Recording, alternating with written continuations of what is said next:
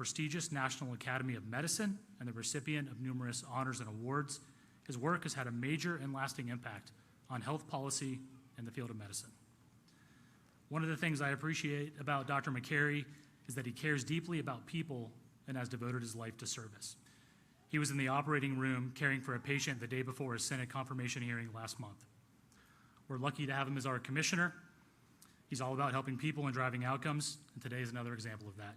Please join me in welcoming FDA Commissioner Dr. Marty Makary.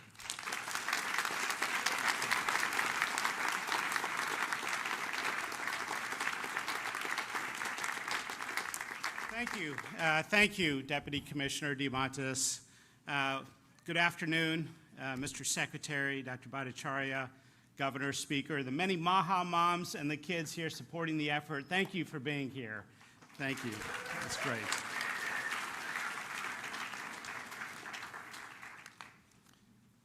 Today, the FDA is taking action to remove petroleum-based food dyes from the U.S. food supply and from medications.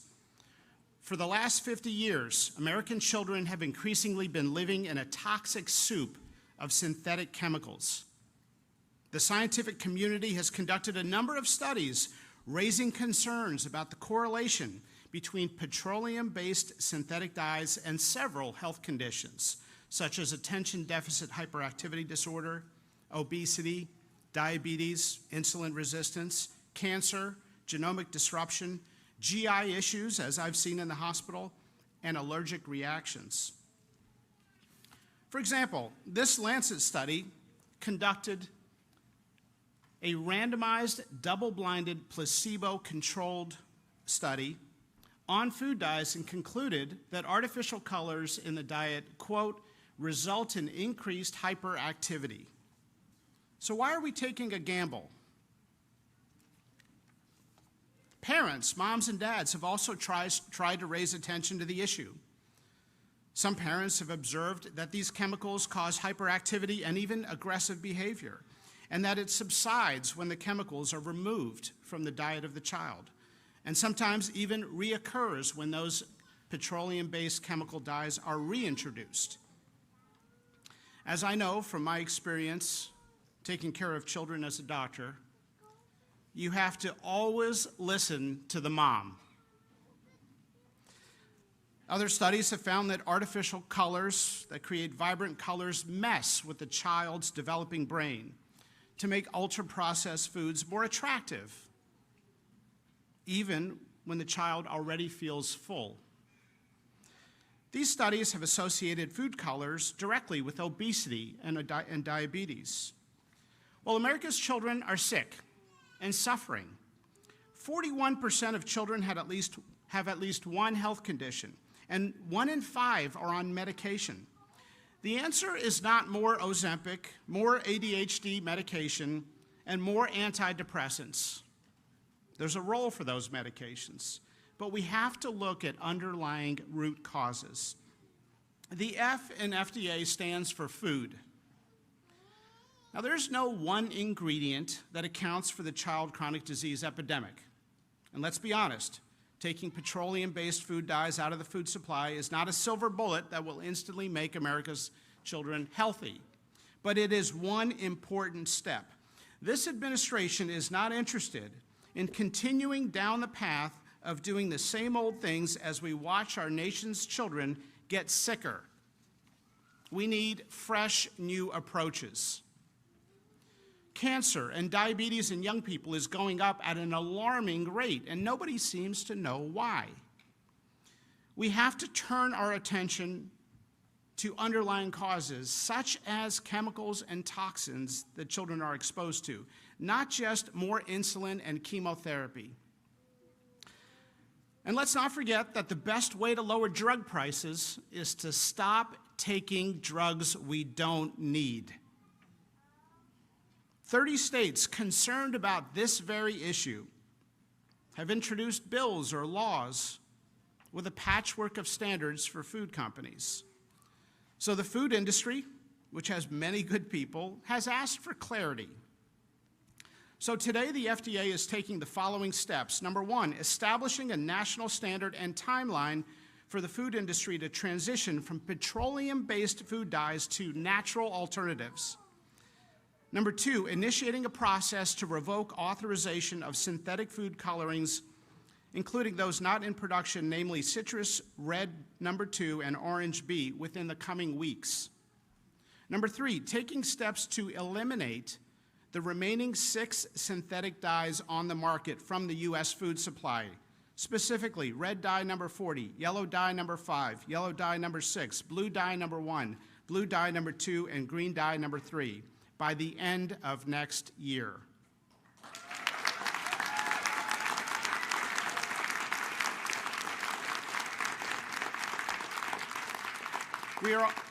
We are also requesting food companies to remove red dye number 3 sooner than the 2027-2028 deadline previously announced. These steps that we are taking means that the FDA is effectively removing all petroleum-based food dyes from the U.S. food supply.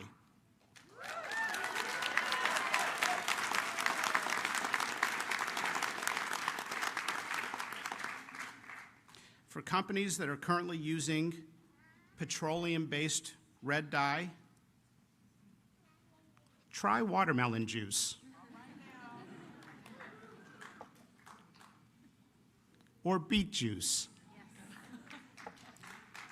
For companies currently combining petroleum-based yellow chemical and red dyes together, try carrot juice. The FDA is also announcing plans today to authorize 4 additional natural color additives using natural ingredients in the coming weeks, while also accelerating the review and approval of other natural ingredient colors. I want to take a moment to thank America's food manufacturers.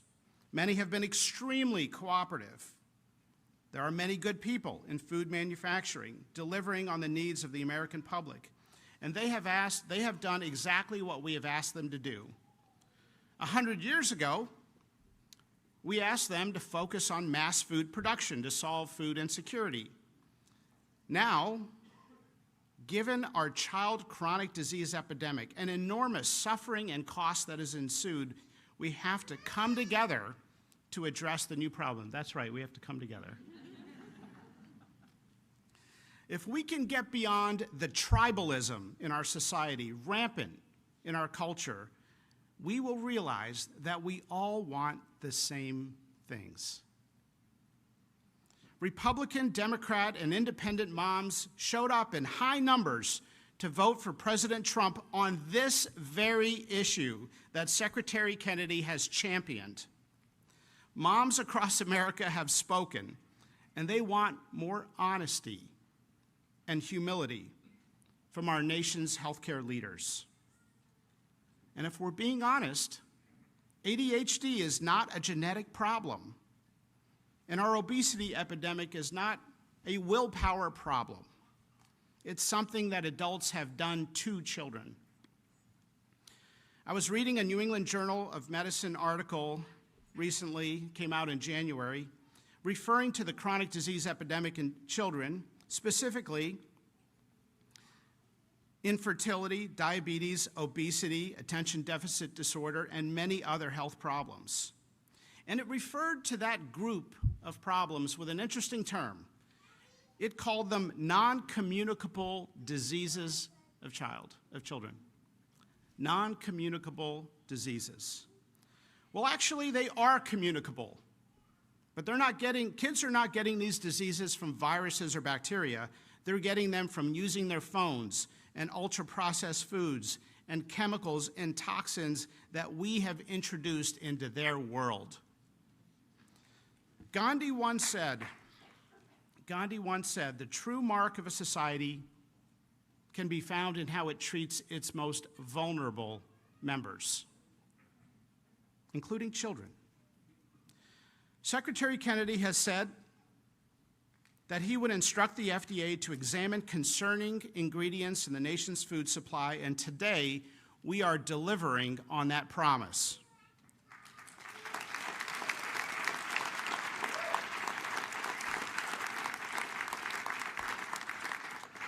To be clear, the transition from petroleum-based food dyes to natural ingredient food dyes will not increase food prices. We know that from other countries that have already made the transition. It's not an opinion. Today's announcement fulfills the administration's promise to use both gold standard science and common sense.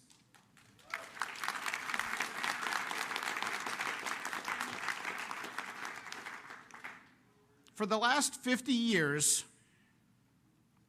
we have been running one of the largest uncontrolled scientific experiments in the world on our nation's children without their consent.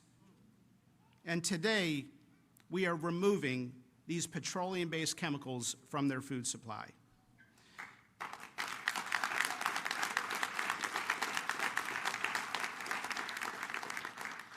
In summary, we are simply asking American food companies to replace petroleum-based food dyes with natural ingredients for American children, just as they already do for children in other countries. American children deserve good health. Thank you.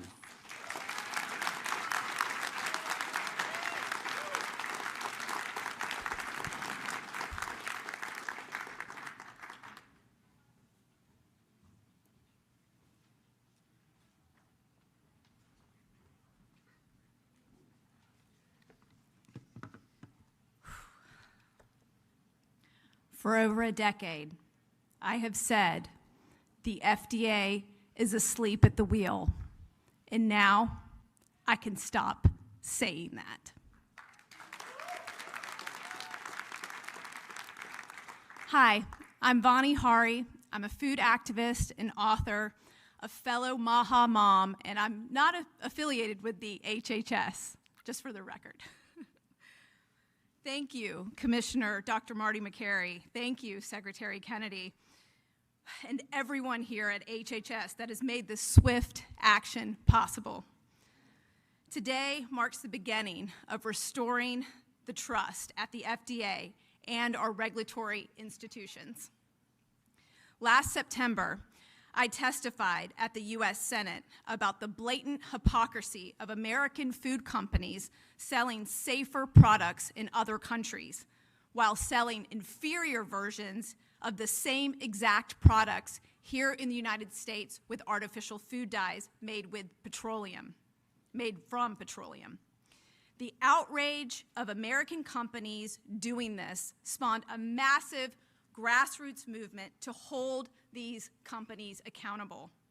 1,000 concerned citizens, moms, children, elected officials, health leaders from across the nation gathered in Battle Creek, Michigan last fall asking Kellogg's to remove the dyes they don't use in other countries.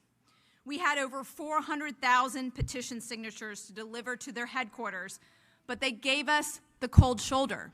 They told us to get off their lawn. Secretary Kennedy took our unheard voices to the campaign trail and elevated them all the way up to President Trump. From the moment my kids were born, I have taught them the truth about artificial food dyes because our government was doing nothing to protect them from these harmful ingredients. Now we are entering a new era. An era where we don't need to worry about artificial food dyes on the frosting of a birthday cake, the breakfast cereals served at schools, our children's Halloween bucket or Easter basket, the chips and the sports drinks being served after a game. This was the effort of so many incredible people, many of whom are in this room today. Thank you. Thank you for being loud. Thank you for coming together with me on this issue.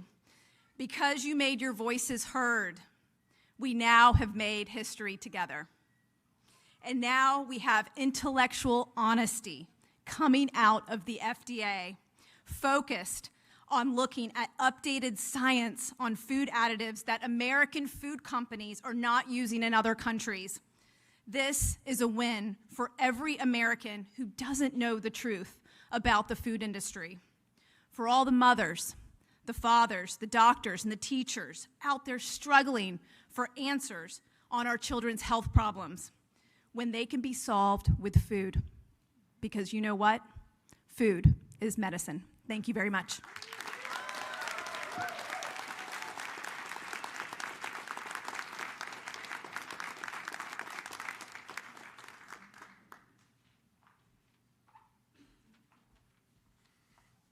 Hello, everyone.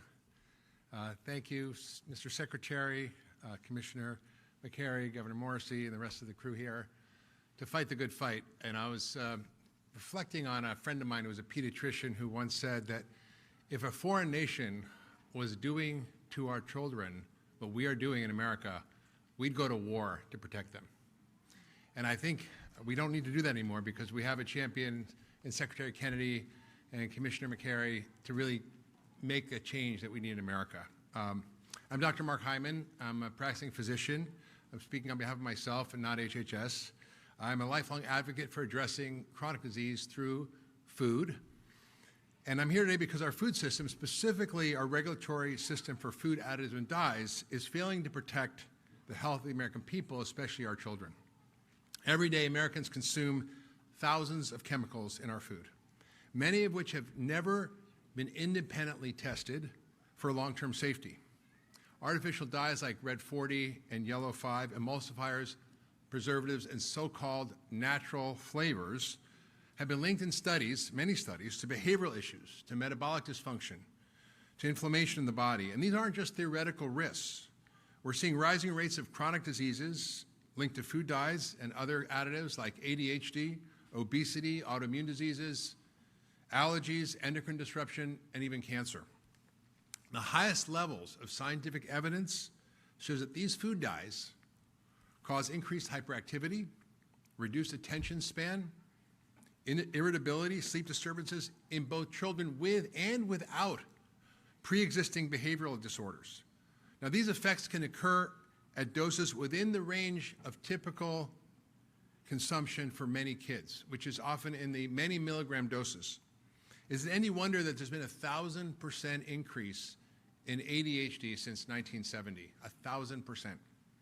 No parent should have to guess whether the food they're giving their child contains substances banned in Europe but allowed here. No doctor should watch their patients struggle with chronic illness tied to ultra-processed food and be powerless to change it because our food policies lag decades behind the science.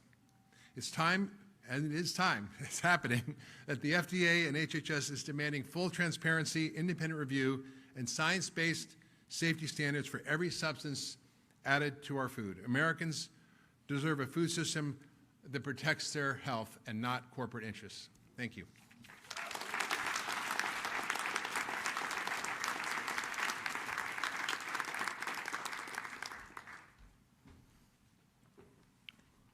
My name is Callie Means. I'm a special government employee at the White House. And if you look around the building here, this building is the home to the largest department in the U.S. government, the largest budget for any department of any government in the history of human civilization is this building. And 90% of that spending is because we are poisoning our population with chronic disease. 90% of the spending from this building, and the spending from this building is 5 times what it is in Spain per capita, 4 times what it is in Italy. It is because we are poisoning our children. And 2 words are ringing out around the world from this building today, and those 2 words are common sense. I have had countless meetings with the food industry. They've talked to the media about this. They lecture us about not being scientifically rigorous on these policies with food dyes. Well, let's think about what that study would actually entail. A peer-reviewed, placebo-controlled study would involve giving these children shots of crude oil every single day for years and seeing what happens. When a study itself that the industry is telling us to do is on its face unethical, we clearly have a problem. This is also a day where the cries and the shouts and the applause from Maha moms during the campaign are ringing out across the country. Look at what we have here today. We have people like Dr. Mark Hyman, who've been fighting this and talking about the real science for decades. We have Vani Hari, who's been advocating, shouting into the darkness for years on this issue. We have Maha moms, we have children. They gave President Trump and Secretary Kennedy a sword during this campaign. Secretary Kennedy and President Trump are walking with the Maha moms behind them. And what's happening today, and I have a plea for the media, let's not cover this cynically. This is a major win. This is a major win among grassroots forces against special interests. These are things, as you know, that industry has been fighting for years and years and years. These are things that a year or 2 years ago would have been absolutely out of the question to ever have happened. This is a major, major win. And I have a plea also, quite candidly, for Democrats.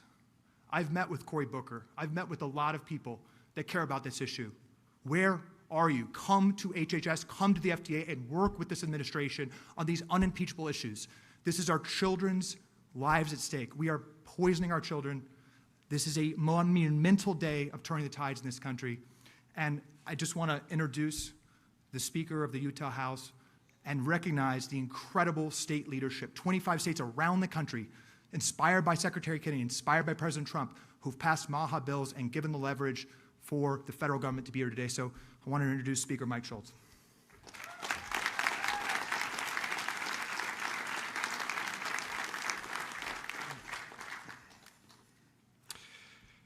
Good afternoon.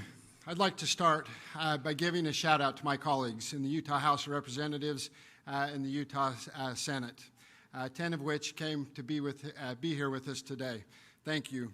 Because you see, real change doesn't happen easy.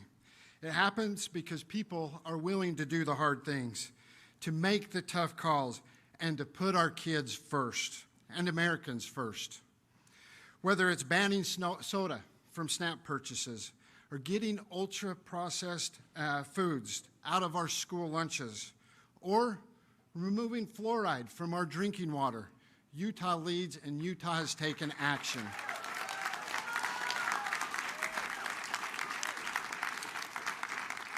This year, we passed a ban on dangerous chemicals and synthetic dyes in school lunches. In fact, one of our largest school districts has been doing this for 3 years already, showing that we can provide a healthy environment for our kids without overburdening our schools and our school systems. These decisions aren't easy, and they're not always popular. But the mark of leadership is doing the right thing, even when it's hard. Secretary Kennedy can attest to that. While we're proud of the work we've done, we know that this fight isn't over. And it's not won in a single session, or in a single bill, or by a single state. It takes collaborative, sweeping approach to bring people together, local, state, and federal governments, all pulling in the same direction. That's why we're grateful for the growing partnership between the Utah Legislature and the Department of Health and Human Services. It's the kind of collaboration that gets things done and moves the ball forward. We appreciate the support, and we really respect the leadership in this room, especially Secretary Kennedy, and we're excited to keep the ball moving and to keep things going. Let's make America healthy again, because our kids deserve better. Thank you for allowing me to be here with you today.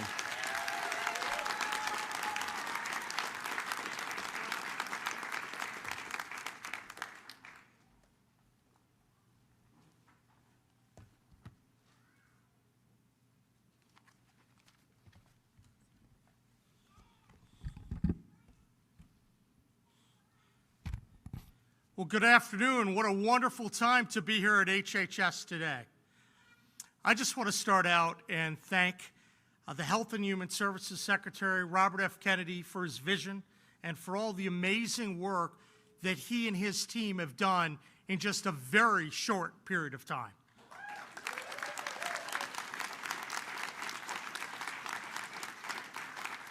I'm grateful to be here with the Secretary and with the FDA Commissioner, Dr. Makary, And also, I'm personally appreciative that President Trump had the good sense to pick these wonderful people. They're doing an amazing job making America healthy again.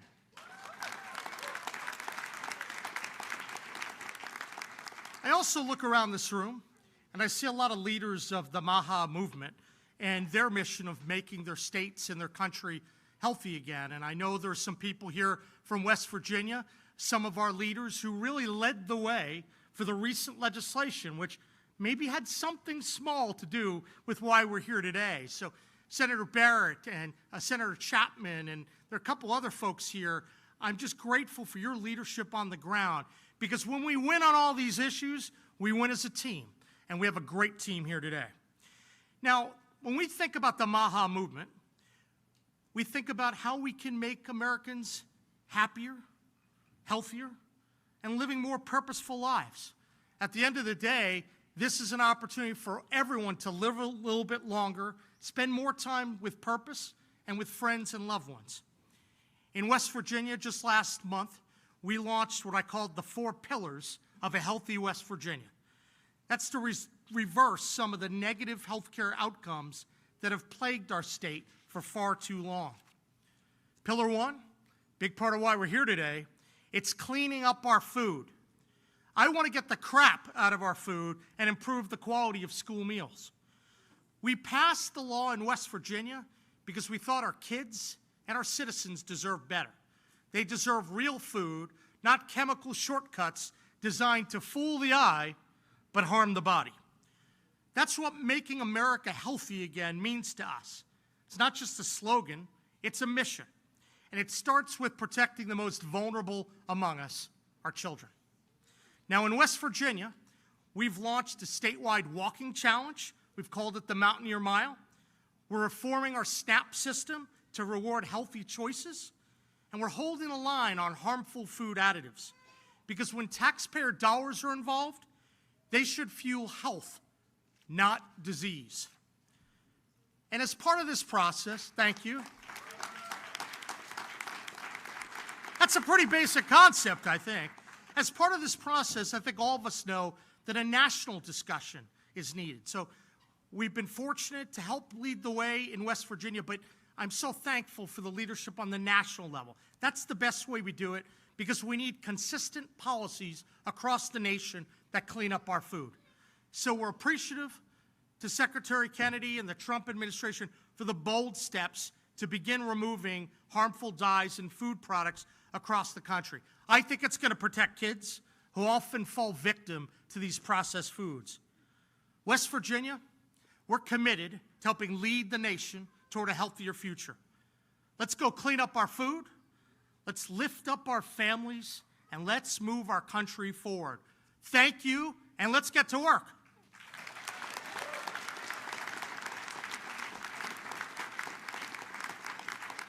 And now it is my pleasure, my honor, to introduce someone who makes a lot of people nervous here in Washington.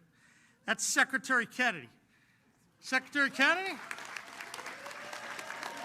This is a guy that's willing to speak the hard truths and stand up for everyday Americans. Even when it's not popular, he stands up, he makes it happen. Let's join me in welcoming him, a warrior for America's children, RFK Jr.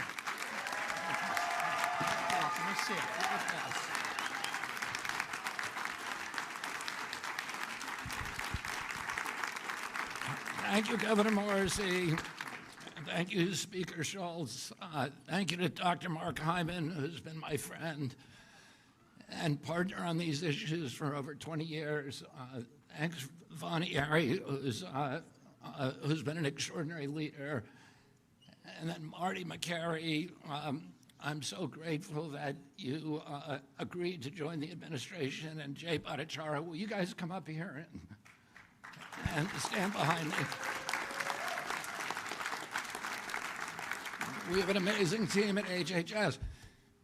When my uncle was president in the 1960s, we had the healthiest people in the world.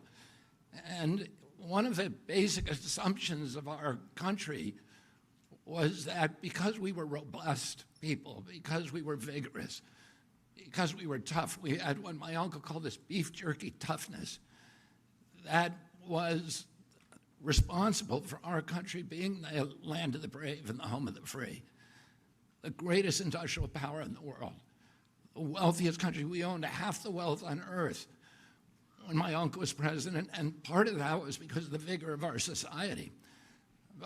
And that's one of the reasons he started the Presidential Council on Physical Fitness, because he saw that he felt that Americans were getting soft, and it was going to steal from us and erode all of our leadership, our moral authority, and our values, and our role as an exemplary nation.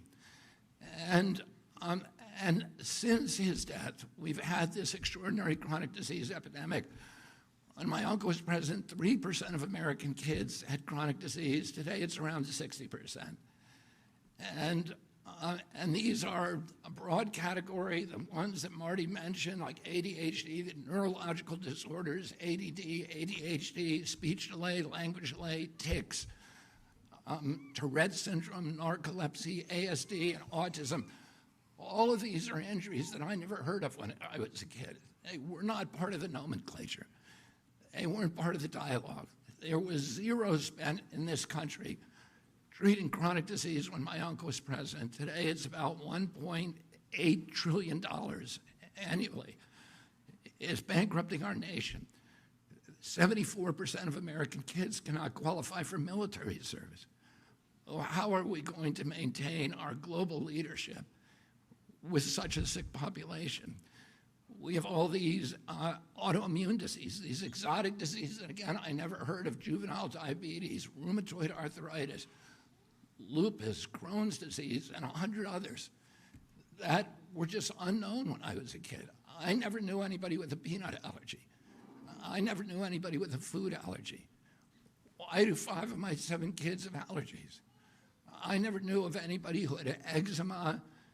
I knew of a very small number of children who had asthma, but that has exploded as well today. And our fertility is dropping dramatically. Teenagers in this country today have the same testosterone levels as 68-year-old men.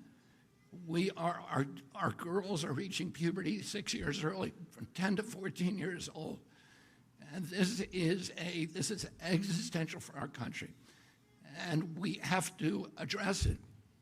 And one of the problems, when I met with, and I want to commend the food companies for working with us to achieve this agreement or this settlement. And when I went in a few months or about a month ago to meet with the food companies, I was talking with my staff about these petroleum-based dyes, and I said, if they want to add petroleum, if they want to eat petroleum, they ought to add it themselves at home. But they shouldn't be feeding it to the rest of us. And without our knowledge or consent. And unfortunately, we're going to get rid of the dyes, and then one by one, we're going to get rid of every ingredient and additive in food that we can legally address. One of the problems is that the industry, which all of these industries, cast a dark shadow historically over this agency. And there's so many conflicts that we are now systematically eliminating. That has allowed them to suppress the science.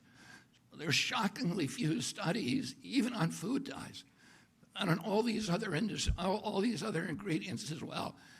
And Jay Bhattacharya, who is here and who's running the director of NIH, is now narrowly targeting these kind of food additives for scientific study, so that one by one we can start eliminating them where they can.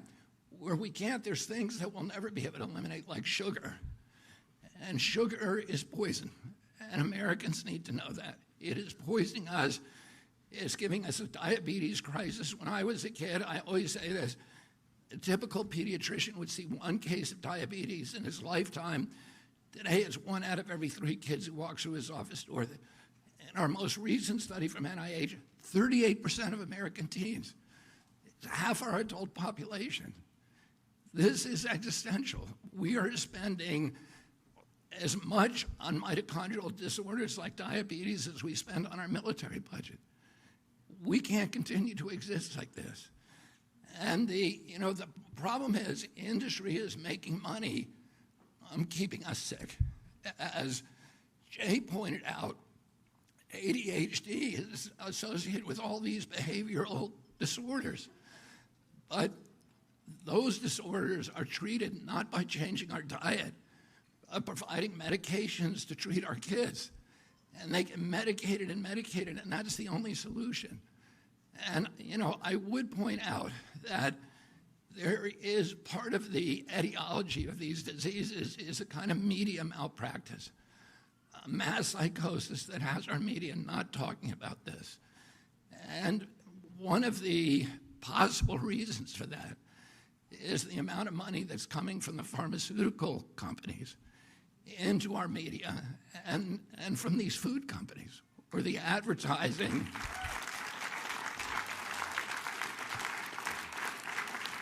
And the advertising has at least plays a factor. So that revenue, that extraordinary revenue stream, in disabling their capacity or their inclination for skepticism and for critical thinking. So Americans don't know what they're eating, and they don't know the implications of those things.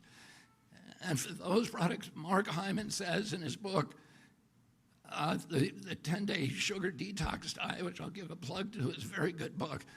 He talks about how dangerous sugar is and how it's as addictive as crack. And our children are addicted to it from when they're little kids. Our agency recommends, I think, a huge amount of sugar for kids from when they're born. And it's hurting them, and it's addicting them, and it's changing their taste buds so that they crave it. And it's disabling our population. So for those ingredients that we can't ban legally, we're going to start informing Americans about what they're eating. And we're going to try to work with Congress and the White House to make sure that we have adequate labeling so mothers who go into the grocery stores know what is good for their children and what is not. I want to say one other thing about the moms. When I went and spoke for the first time, and I met with the heads of all the food industry companies. One of the things that they said to us is that the worst thing for us is if we have a patchwork of legislation in all these different states, because then we're not capable of marketing nationally distributed products, because we're going to have different regulations in every state. And they didn't want that, and that's one of the reasons they came to the table with us. I want to thank Speaker Schultz, and I want to thank Governor Morrissey, and I visited many other governors in Virginia and West Virginia, in Arizona and Utah, and other states that are banned, that are having these local bans. Those bans have given us leverage to make demands on the food company, and the only reason that those states have banned these products is because of these ladies and millions of more across the country, the warrior moms who have powered the MAHA movement.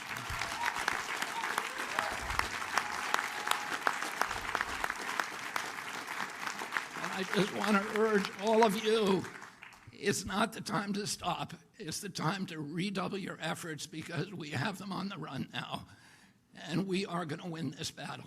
And 4 years from now, we're going to have most of these products off the market, or you will know about them when you go in the grocery store. So I want to thank you.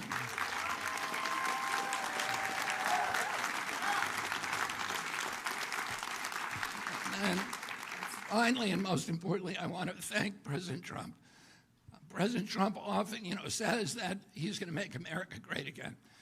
But he knows that he cannot make our country great again if our country is weak, if we're not healthy, if we don't have vigor, if we're not a robust people. He says that he's going to restore the American dream, and a healthy person has 1,000 dreams. The sick person only has one.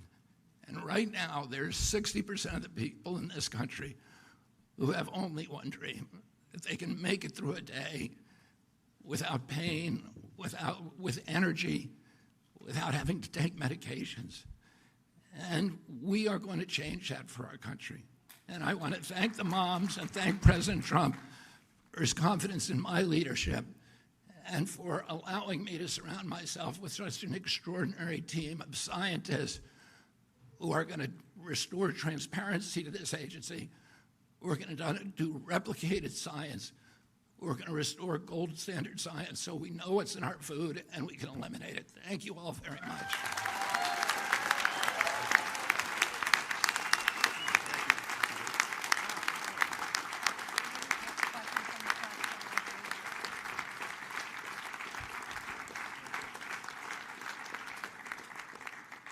Thank you, Secretary Kennedy. Thank you to everyone for being here, and thank you to the press for attending today. We're going to take some questions from the press. If you can please say your first, last name, and outlet when I call on you, that would be great.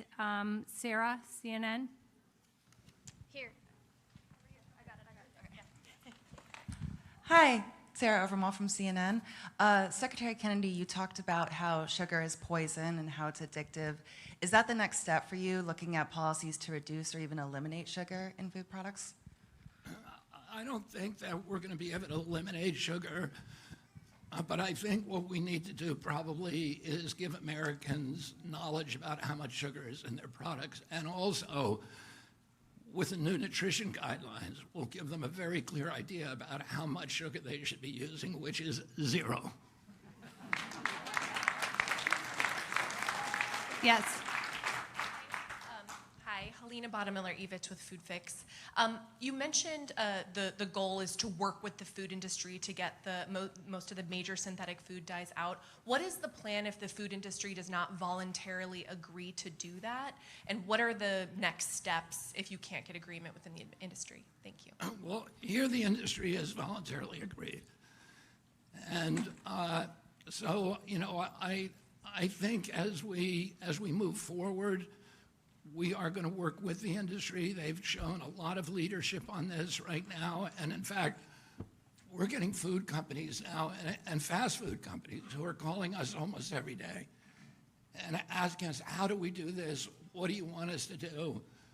Will you do a press conference with us?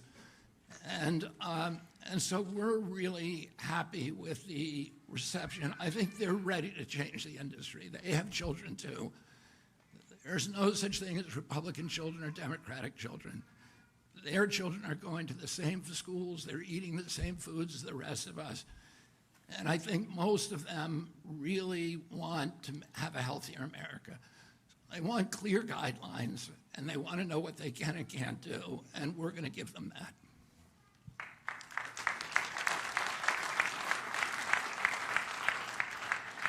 Yes.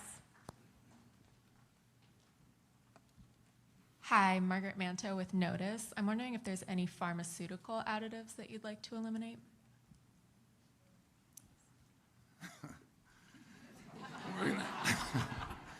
We're gonna start on that next.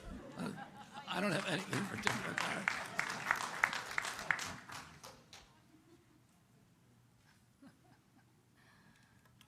Yes, in the white. Hi, Emily Kopp, Daily Caller. When will HHS FOIA offices be restored? This is important for many of your stated priorities, adverse events, food.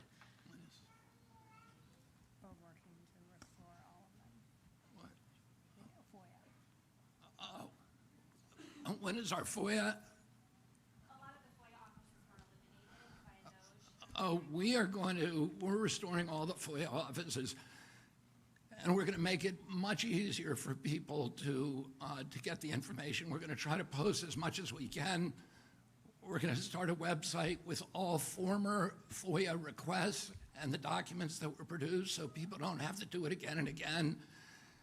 And we're going to try to get as close as we can to total transparency in this agency. You know, I spent a lot of years litigating under FOIA. And I experienced the frustration of going year after year and being stonewalled by the agencies. A lot of the people who are in HHS right now come from that background.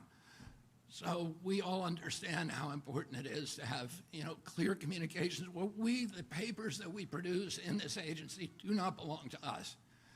They belong to the American people, and we need to be honest with them. And let me just answer the question before you about the drugs and the pharmaceutical products and the additives to the pharmaceutical products. Right now, Jay Bhattacharya is working is assembling teams all over the country of scientists at universities and research centers to look at all of those products so that we can have, one of the problems is we don't have good science on everything. And we need to have science before we take policy action. And that science has been suppressed systematically for decades because of the conflicts in this agency. We're going to remove those conflicts. We're doing the science, already doing it. And we'll be announcing a series of grant opportunities this summer on all of these different ingredients. And we're going to have good information for the American public, and then we will take appropriate action. Ashley. Ashley DeMello with Fox News Digital. Will there be a way for Americans to identify products that are complying with this phase out? Such as labeling or? We're looking at labeling. Labeling, we have to go to Congress for. But one of the things that we're going to do is we're going to post all the information we have about every additive on an open source website. So that, and we're going to encourage companies that develop apps. There are a number of other apps out there today, like Yucca is one, but there are a number of others. I use Yucca, and my wife uses it in our home. Those apps, then you can use, those companies will develop apps in the private marketplace so that mothers can go in, they can scan a barcode of every product in their grocery store, and they can know what's in it and what's not. Thank you. Jan? So, Secretary Kennedy, you have a lot of issues on the MAHA agenda, obviously. And I'm very curious if you could share some of the logic of choosing, for example, autism and food dyes and things as some of the kind of inaugural issues that you're coming forward with. I would say, we're in a triage situation now, so we're choosing our priorities based upon the issues. Food dye is just a no-brainer. Nobody wants to eat petroleum. Everybody knows there's enough science out there that we know it's terrible for you. That causes health problems, but also behavioral problems. And so we can act on that now. Anything that we can act on, we're going to act on immediately. Some stuff we need science for. We just need to do more science. But a lot of times you hear people say, oh, we're going to do more science on that, and then 10 years go by. That's not going to happen. President Trump wants dramatic change. President Trump wants dramatic change in the next 2 years, and we're going to deliver that for him. In terms of autism is a priority. We've gone from 1 in 10,000 now to 1 in 31, 1 in every 20 boys. This is 1,000 times more impactful to our country from an economic point of view, from a moral point of view, from just from the perspective of just our national well-being. That it has to be, it's costed by 2035. It's going to cost us, autism alone, just one of these chronic diseases will cost our country $1 trillion a year. We have to end that, and we have to end that because the children and the families are suffering so terribly. So that has been a priority for me for 20 years, and it will continue to be a priority, and we are going to find the answer very, very quickly, and we're going to eliminate the exposures that are causing it. Yes.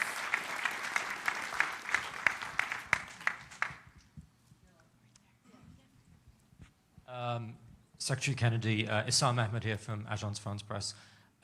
Just on the political dimensions, do you sort of give credit to the former President Joe Biden for getting the ball rolling with Red Dye 3? And as far as the labeling goes, you mentioned you have to go to Congress. Are you in discussions with lawmakers on both sides of the aisle regarding improved labeling around food? Thank you. We have not yet, the time has not yet come for us to put our legislative proposals before Congress. Labeling will be a top priority proposal for us. In terms of the credit, I credit President Biden for getting it done. I wish it hadn't taken him to 1 week before I came into office before he did it. Let's give credit where credit's due. Okay, one more question right there in the pink. Thank you, Secretary Kennedy. Cheryl Gay Stolberg from the New York Times. I just want to make sure we understand the parameters of this agreement with the food companies. Do you actually have a settlement with the food companies and a formal agreement for them to adhere to these guidelines? And if so, why don't we have anyone from the food industry here? I would say we don't have an agreement, we have an understanding, but I'm going to let Marty take this question. Thank you. Thank you, Mr. Secretary. You win more bees with honey than fire. Good to see you, Cheryl. And so there are a number of tools at our disposal. And so I believe in love, and let's start in a friendly way and see if we can do this without any statutory or regulatory changes, but we are exploring every tool in the toolbox to make sure this gets done very quickly. And they want to do it. They want to do it. So why go down a complicated road with Congress when they want to do this? They don't want to deal with a patchwork of 30 different state plans. We've had wonderful meetings with the food industry. I've been amazed, and they are eager to do this. They are good people. As Secretary Kennedy has said, they have kids too, and I think we all want the same thing. Thank you.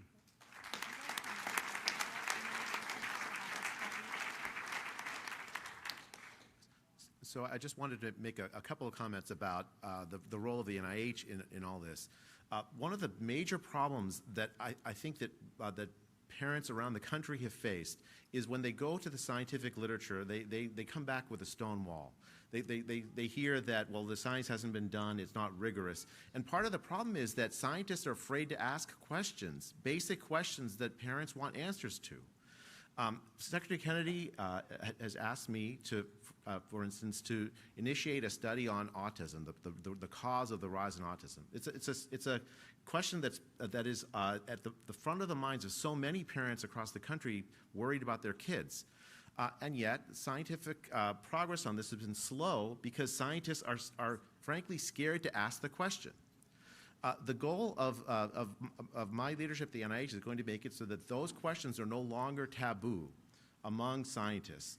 Scientists need to work on the things that actually are at the top of the minds of the American people. The mission of the NIH is to do research that extends the life expectancy and improves the health of the American people. And that's exactly what we're going to do. Since 2012, the United States has seen no increase in life expectancy, none. And it collapsed during the pandemic, and only recently has it started to come back up to 2019 levels. That is a situation that is a catastrophic failure of the American public health system, and it frankly is also a failure of American scientists to address the key drivers of this enormous chronic disease crisis we're facing. And I'm really grateful to Secretary Kennedy for his leadership, and I'm grateful to President Trump for his leadership in giving us the opportunity to turn the ingenuity of American scientists to the questions of how to improve American health and to make America healthy again. Thank you. Thank you, everybody.